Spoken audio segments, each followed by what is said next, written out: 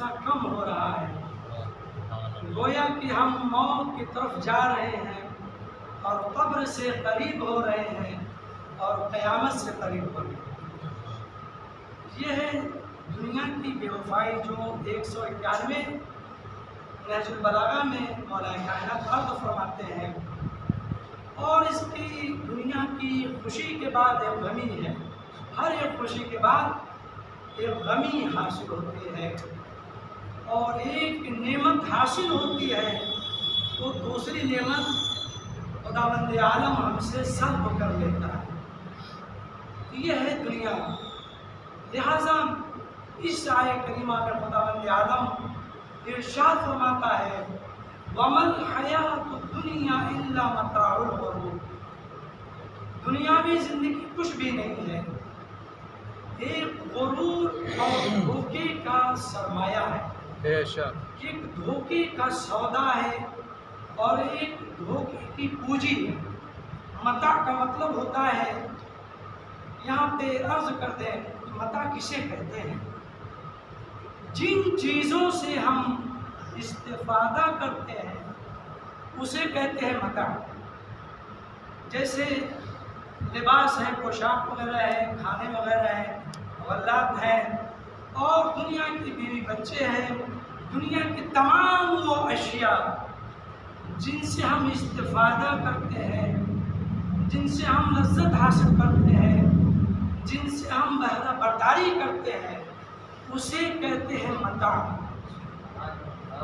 لہذا یہ وہ آیہ کریمہ ہے کہ اس سے پہلے خداوند عالم انسانی زندگی کے بچپن سے لے کر کے بڑھاپے تک کی نقشہ کشی بیان کی ہے اس آیہ کریمہ۔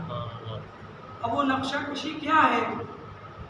وہ آیہ کریمہ ہے، خداوند عالم ارشاد فرماتا ہے اسی آیہ کریمہ میں اعلموا انما الحیاۃ الدنیا لعب ولہو وزینۃ وتفاخر بینکم وتکاثر فی الاموال والاولاد۔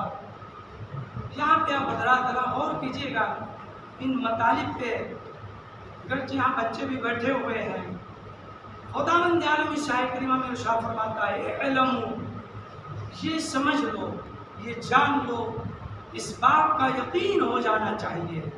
علم کا مطلب ہے، علم کا مطلب ہوتا ہے علم کا مطلب ہوتا ہے جس بات کا یقین ہو انسان کو۔ ہمیں اس بات کا یقین ہونا چاہیے کہ انما الحیاۃ الدنیا لعب، یقیناً دنیاوی زندگی ایک کھیل ہے۔ لعب کا مطلب ہوتا ہے کھیل کود۔ بچے کیا کرتے ہیں؟ مفسرین، بعض مفسرین نے یہاں پہ 5 مرحلہ جو ہے خداوند عالم بڑے اچھے انداز سے ذکر کر رہا ہے۔ ہماری زندگی بچپن سے لے کر کے بڑھاپے تک بیان کر رہا ہے، اس پہ غور کیجیے گا۔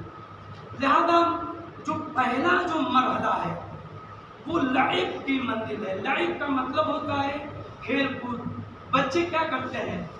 کھیلتے ہیں، کودتے ہیں، اور یہ لعب جو ہے جسم کے ذریعے سے وجود میں آتا ہے، یہ قلب کا کام نہیں ہے۔ لعب یہ جسم کا کام ہے، بدن کا کام ہے، اور بعض مفسرین نے ان مراحل کو 8 سال اور 8 سال کا فاصلہ دیا ہے۔ یعنی وہ اس طریقے سے سمجھا دوں، لعب کی منزل 7-8 سال ہے، اور اس کے بعد لہو کی منزل 8 سال، اس کے بعد بھی مرحلہ 8 سال، پھر 8 سال، پھر اس کے بعد پھر 8 سال آپ بڑھا لیجیے۔ اب یہاں پہ آپ سمجھیے کہ 32-33 سال کے بعد جو آخری منزل 70-80 سال 90 سال آپ حساب کر سکتے ہیں۔ جو مفسرین تفسیر کر رہے ہیں بعض مفسرین، لیکن جو پہلا مرحلہ ہے خداوند عالم ارشاد فرماتا ہے اعلموا انما الحیاۃ الدنیا لعب، یہ جان لو کہ دنیاوی زندگی ایک کھیل ہے، کود ہے۔ جس طریقے سے بچے کھیلتے ہیں، کودتے ہیں، اسی طریقے سے بعض افراد ایسے ہیں کہ بڑے ہو کر کے بھی انہیں بچوں کی طرح کھیلتے ہیں۔ جو دوسری منزل ہے وہ لہو کی منزل ہے۔ لہو کا مطلب کیا ہے؟ یہ تو بچوں کا مرحلہ تھا، 8 سال آپ حساب کر لیجئے، اور اس کے بعد 8 سال اور حساب کیجئے، یعنی 9 سال سے 16 سال کی زندگی، یہ نوجوانی کی منزل ہے۔ اکثر یہاں پہ نوجوان ہی ہے، اس بات کا تصور کر لیں، یہاں پہ اکثر نوجوان ہے، انشاءاللہ بوڑھوں کی بزرگوں کی بھی باری آئے گی، یہاں پہ نوجوان ہے۔ نوجوان کا مطلب جو اس آیے کریمہ میں لہو کی منزل میں ہے، یہ نوجوان کیا کرتا ہے؟ ایسے کاموں میں سرگرم ہے کہ جو اللہ کی یاد سے غافل کر دینے والی چیزیں ہیں۔ سبحان اللہ، سبحان اللہ۔ یاد الہی سے نوجوان غافل ہے، بے خبر ہے۔ گرچہ یہاں پہ وضاحت کر دوں کہ خداوند عالم ان تمام مراحل زندگی کو مذمت کے طور پہ یاد نہیں کر رہا ہے، یہاں پہ دھیان دینا ہے ہمیں، بلکہ خداوند عالم ہماری دنیاوی زندگی کی توصیف فرما رہا ہے، یہ تعریف کرنا ہے کہ انسانوں کی زندگی کیسی ہے۔ تو پہلے مرحلے میں لاحق کی منزل ہے، دوسرے مرحلے میں لہو کی منزل ہے۔ نوجوان کیا کرتے ہیں؟ کوچنگ بھی جاتے ہیں، پڑھتے بھی ہیں، لکھتے بھی ہیں، سرگرم ہیں، لیکن نماز سے غافل ہیں، اللہ کو جتنا چاہیے یاد نہیں کرتے ہیں، جس طریقے سے بزرگ یاد کرتے ہیں۔ یہ نوجوان کیا کرتا ہے؟ جس طریقے سے خدا کو یاد کرنا چاہیے وہ یاد نہیں کرتا ہے، سرگرم دنیا ہے، اپنے کاموں میں لگا ہوا ہے۔ لہذا مختصر کے ساتھ ان باتوں کو اشارہ کروں گا۔ اور تیسرا جو مرحلہ ہے وہ ہے زینتن کی منزل ہے۔ زینتن میں خداوند عالم ارشاد فرماتا ہے جی جوانی کی منزل ہے، اس لیے کہ آپ حساب بہتر جانتے ہیں، 8 سال اور بڑھا لیجیے، اب اس لیے کہ زینتن میں 8 سال اور بڑھانا ہے۔ اب 24 سال کے اندر کی یہ زندگی کیسی ہے؟ یہ جوانوں کی منزل ہے، جوانوں کی زندگی ہے۔ زینتن کے مرحلے میں یہ جوان کیا کرتا ہے؟ اپنے کو سجاتا ہے۔ خود اس کا مطلب ہی کیا ہے؟ زینت کا مطلب کیا ہے؟ قرآن کریم کا کلمہ ہے۔ زینت کا مطلب یہ ہے یہ جوان اپنی زندگی میں زیبائش و آرائش کرتا ہے، اپنے کو سجاتا ہے، عطر لگاتا ہے، اچھے اچھے لباس پہنتا ہے، یہ سارے تمام کام انجام دیتا ہے۔ اور یہیں پہ ایک بات بھی وضاحت کر دوں کہ خداوند عالم ان تمام مراحل کو اس ترتیب سے ذکر کر رہا ہے کہ انسانی جو دلی خواہش ہے، انہی عمروں کے گزرنے کے ساتھ ایسی خواہشات ان کے دلوں میں جو ہے آتی ہے، ان کے دلوں میں ایسی خواہشات پیدا ہوگی کہ جب 16 سال سے 24 سال کے مراحل میں جو 60 سال کا 70 سال کا بوڑھا ہے وہ تھوڑی سجائے گا، وہ تھوڑی زینت کرے گا، بلکہ 16 سال سے 24 سال کے اندر جو جوان ہے وہی اپنے کو سنوارے گا، اپنے بال کو بہتر بنائے گا۔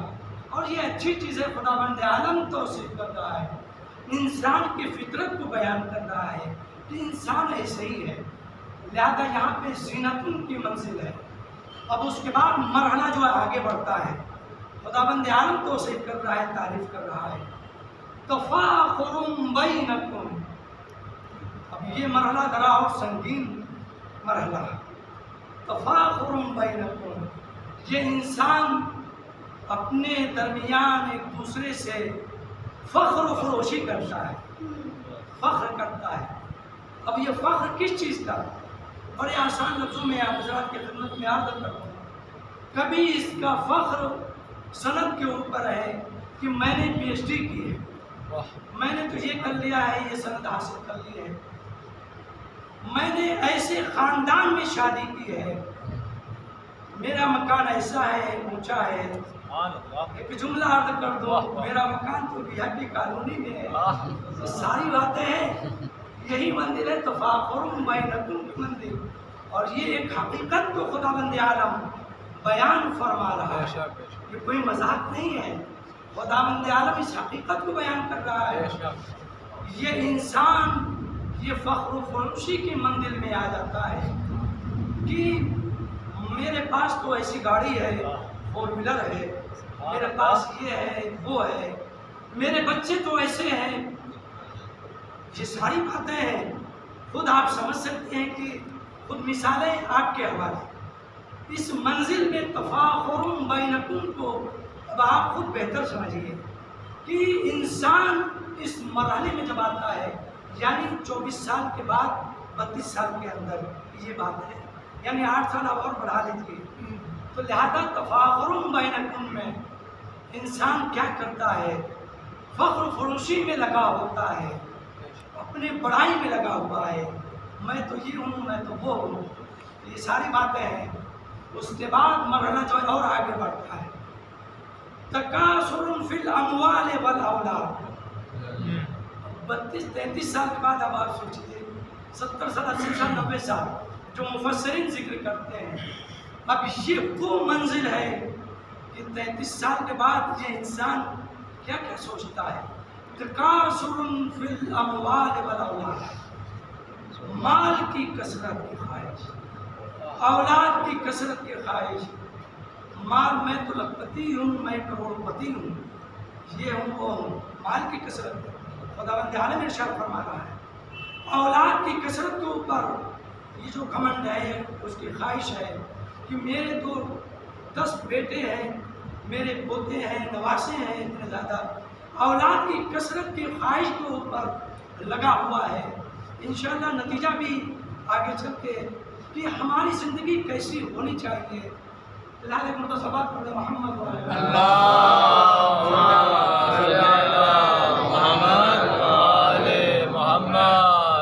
تکاثر فی الاموال والاولاد، مال کی کثرت کی خواہش، اولاد کی کثرت کی خواہش.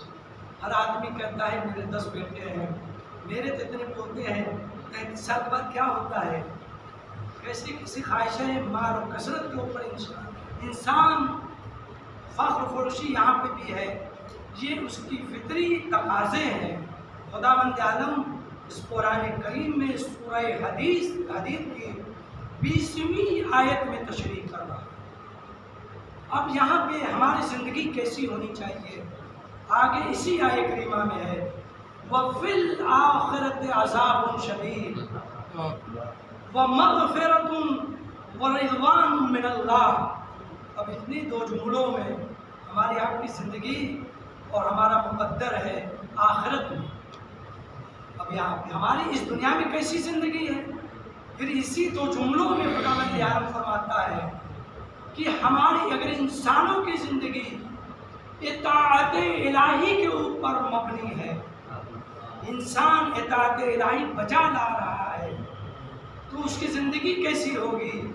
اور اگر خداوند عالم کی نافرمانی کر رہا ہے تو اس کی زندگی کیسی ہوگی؟ اب اسی جملے میں ہے وَفِي الْآخِرَةِ عَذَابٌ شَدِيدٌ. یہاں پہ تو وضاحت تو نہیں ہے، لیکن خداوند عالم ڈائریکٹ فوراً کہہ دیا تکاثر فی الاموال والاولاد کے بعد کہ آگے جو ہے جو باتیں ہیں. ایک اور بھی مسئلہ ہے، آپ ذرا کی خدمت میں بتا دوں کہ یہ جو دنیاوی زندگی ہے خداوند عالم بہترین مسئلہ بیان کرتا ہے. اس مسئلہ کو بھی آپ حضرات کی خدمت میں بیان کر دوں. اس ہماری جو دنیاوی زندگی کو، انسانوں کی جو بچپن سے بڑھاپے تک کے مرحلے کو جس میں گنا رہا ہے، مثل بیان کر رہا ہے کمثل غیث اعجب الکفار نباتہ. اس دنیاوی زندگی کیسی ہے؟ اس مثل جیسی ہے کہ کفار کو جب بارش ہوتی ہے، غیث کا مطلب ہوتا ہے بارش کا ہونا. کمثل غیث، اس انسان کی زندگی کیسی ہے؟ اس بارش جیسی ہے، اس بارش کی طرح ہے، اس مثل کی طرح ہے کہ اعجب الکفار نباتہ، کہ کفار کیا کرتے ہیں؟ کفار ان ہریالیوں کے اوپر تعجب کرتا ہے. کفار جو کفار ہیں، کفار اس ظاہری لہلہاتی ہریالیاں سبزے کے اوپر جو ہے یہ تعجب کر رہا ہے، حیران ہے پریشان ہے اور تعجب کر رہا ہے۔ کیا مومن اس ظاہری خوبصورتی کو دیکھ کر کے تعجب کر سکتا ہے؟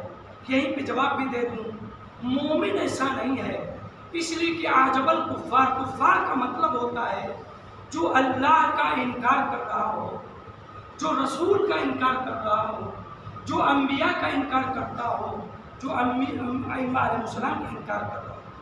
لہذا خدا بند عالم کی وحدانیت کا انکار کرنے والا وہ کافر ہے۔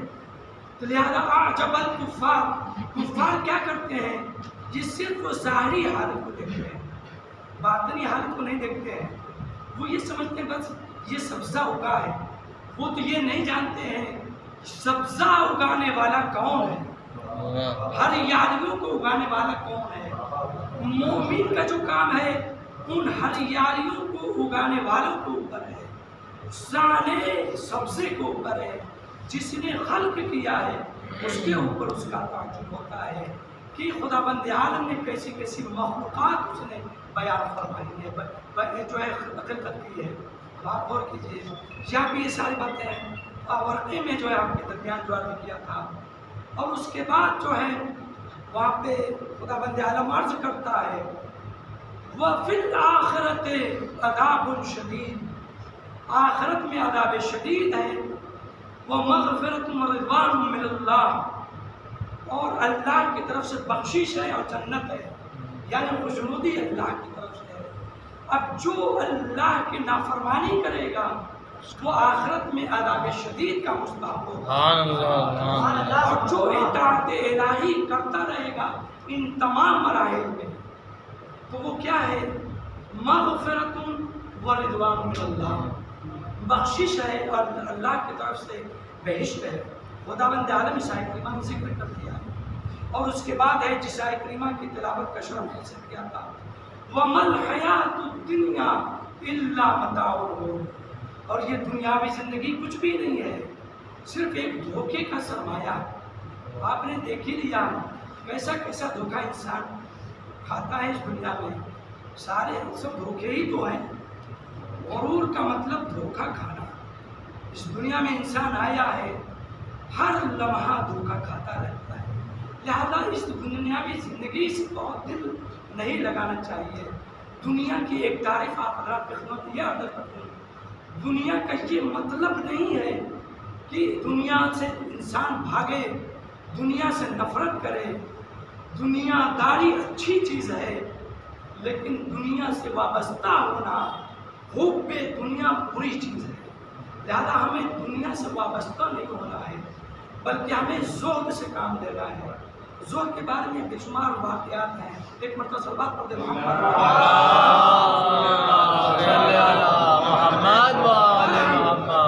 مختصر کرتے ہوئے بیان آپ حضرات کی خدمت میں یہ عرض کر دوں کہ یہاں پہ مولا کائنات علی ابن ابی طالب علیہ السلام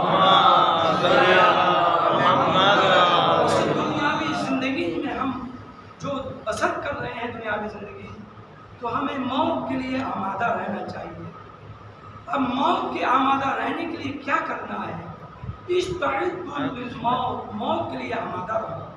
اور خود رسول اللہ کی بھی حدیث ملتی جلتی اسی مضمون سے بھی ہے، وہ اس طریقے سے دو جملے میں واقعہ اس طریقے سے ہے کہ ایک مرتبہ رسول اللہ ایک جنازہ جا رہا تھا، پیغمبر اکرم صلی اللہ علیہ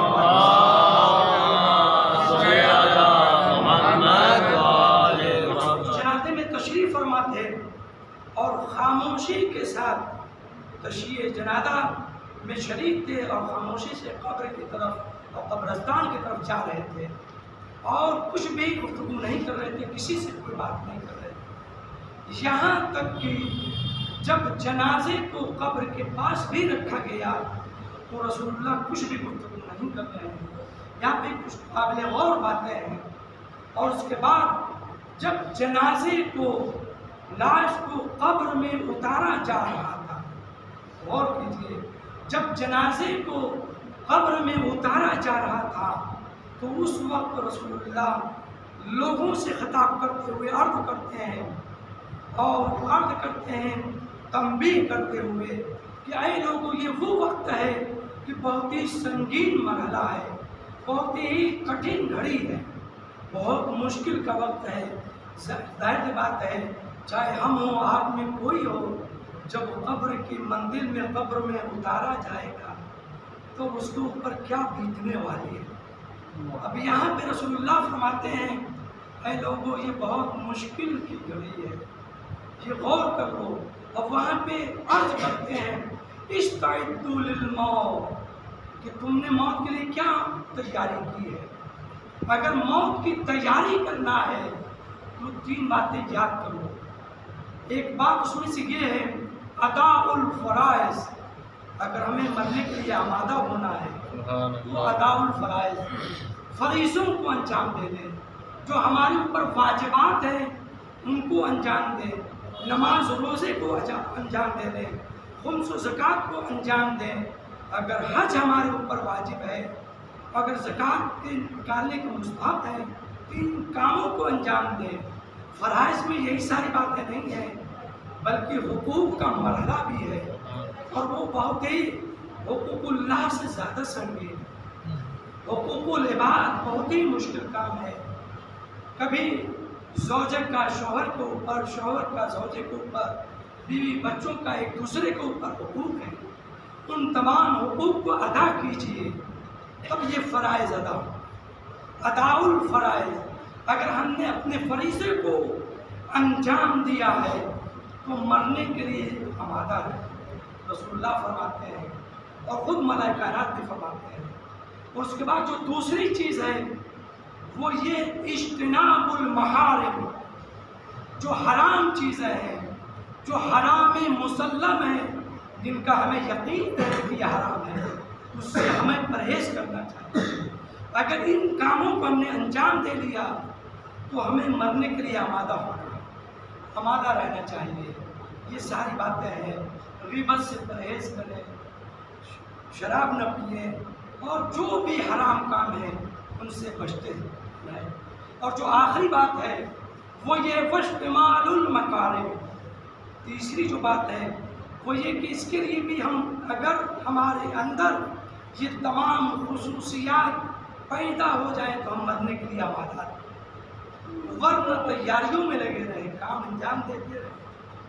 اجتماع المکارم کا مطلب ہوتا ہے جو فضائل اخلاقی ہیں ہم اپنے لیے اس کو جو ہے سنواریں، فضائل اخلاقی کے عادی بنیں، جو اچھی عادتیں ہیں اس کو اپنائیں، جیسے سچ بولنا اور دعائیں مکارم الاخلاق ہمارے چوتھے امام صحیفہ سجادیہ میں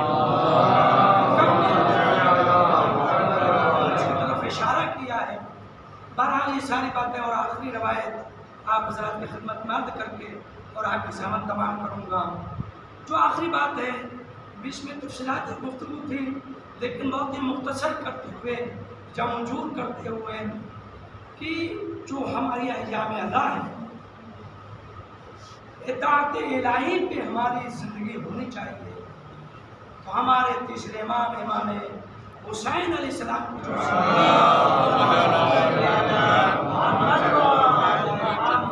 جیسا کہ عرض کیا کہ لعب کی منزل سے تکاثر فی الاموال والاولاد کی منزل تک، یعنی کہا جائے ولادت سے لے کر کے بڑھاپے تک ہمیں کیسا ہونا چاہیے، ہماری زندگی اطاعت الہی میں بسر ہونی چاہیے۔ تو ہمارے تیسرے امام کی زندگی کی کچھ خصوصیات آپ حضرت کی خدمت میں عرض کر دوں، بس 3 جملوں میں تینوں خصوصیت اشارتاً جو ہے عرض کر رہا ہوں۔ ہمارے تیسرے امام، امام حسین علیہ السلام،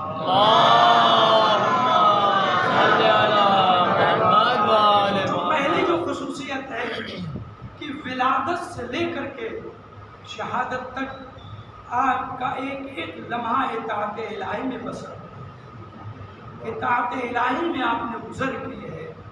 جو پہلی جو خصوصیت ہے، اس لیے کہ آپ کی شخصیت ہمارے لیے نمونہ عمل ہے۔